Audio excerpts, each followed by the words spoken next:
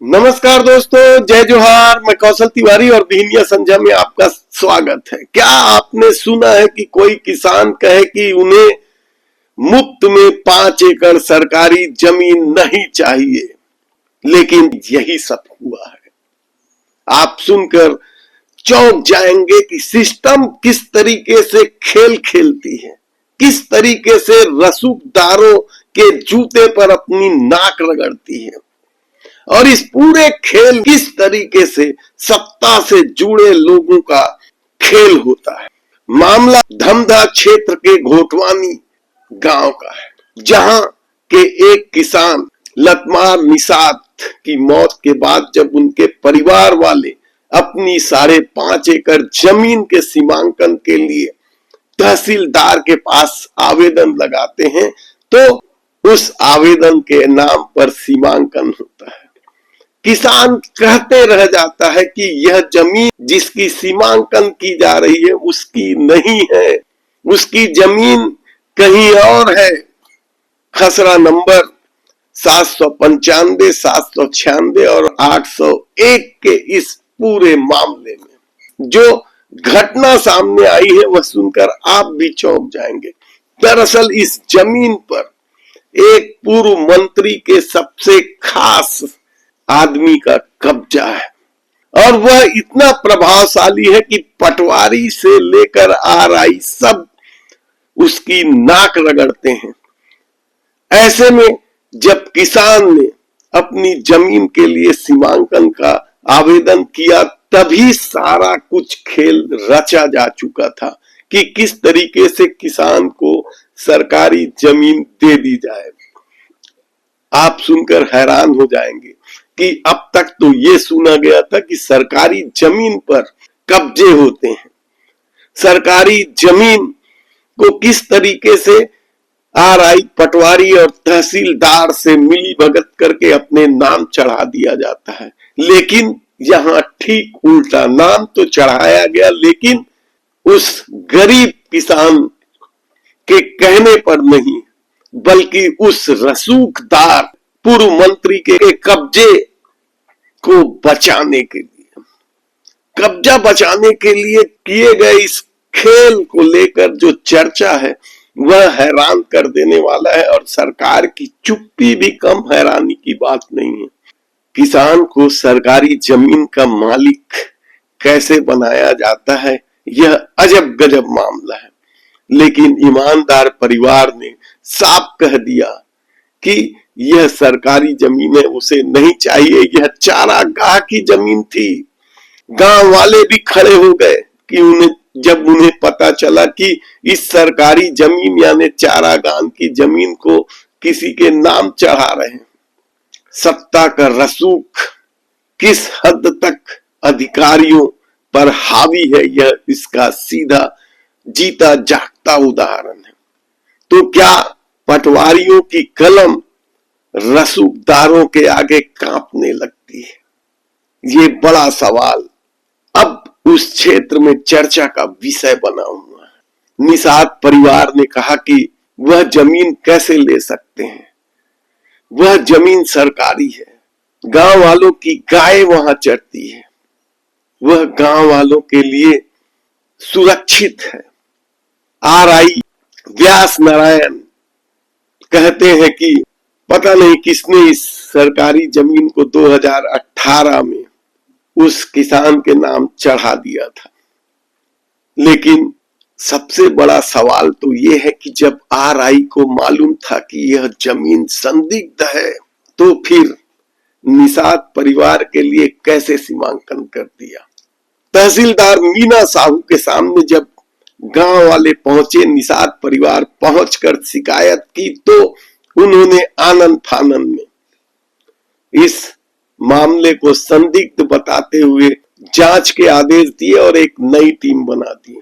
लेकिन सबसे बड़ा सवाल तो यही है कि क्या उन पटवारी और आरआई पर कार्रवाई होगी जिनके हाथ रसूखदारों के आगे कांपने लगे हैं।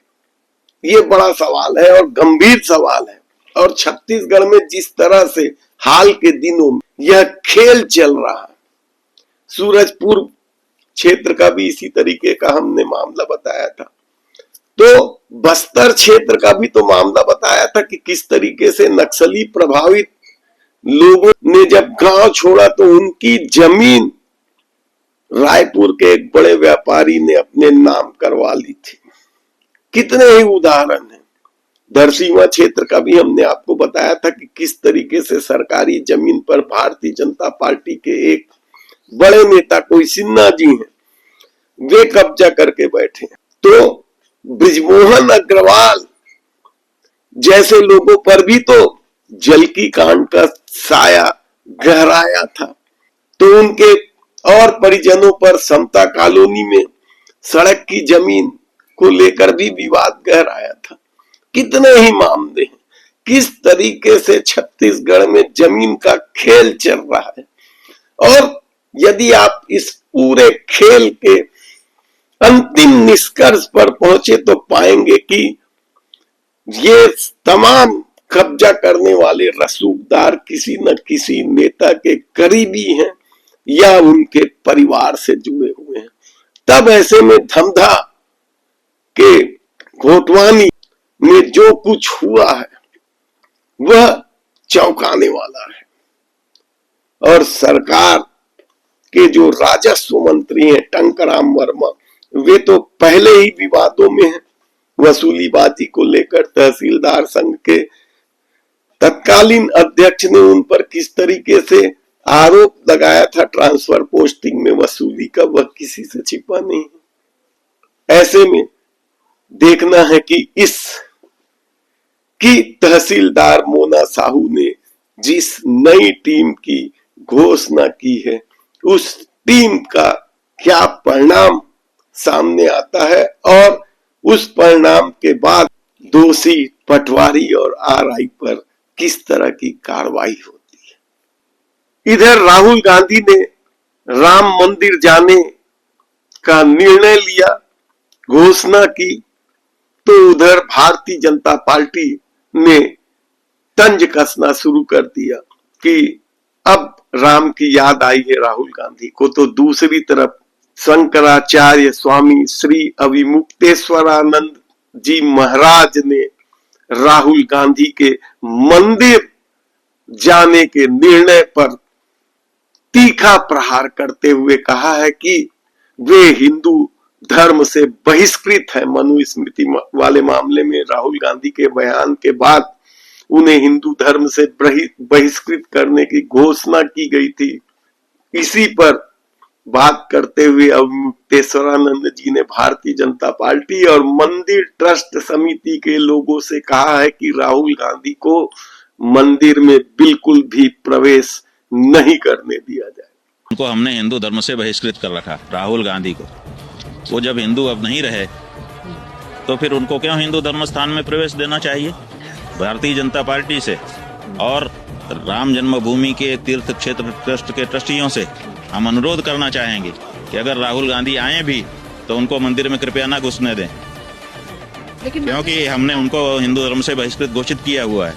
मंदिर सबका है, मंदिर सबका है, मंदिर हिंदुओं का है, सबका नहीं हो सकता। राहुल गांधी हिंदू नहीं है, वो घोषित रूप से हिंदू नहीं है। जो हिंदू धर्मशास्त्रों के प्रति गलत बयानी करता हो वो हिंदू कैसे हो सकता है। उनको हमने बहिष्कृत घोषित कर दिया हुआ है, इसलिए कृपया उनको मंदिर में प्रवेश न करने दें। और अगर कोई करने देते हैं इसका मतलब कि ये लोग स्वयं हिंदू धर्म के धर्माचार्यों के निर्देशों का पालन नहीं कर रहे हैं। देखना है कि राहुल गांधी के मंदिर प्रवेश कोई रोक पाएगा कि नहीं, क्योंकि जिस तरीके से राहुल गांधी चल रहे हैं भारतीय जनता पार्टी तो उसे रोकने से रही। तब क्या मंदिर ट्रस्ट समिति में इतनी हिम्मत है कि राहुल गांधी को रोक सके, देखने की बात हो। धन्यवाद।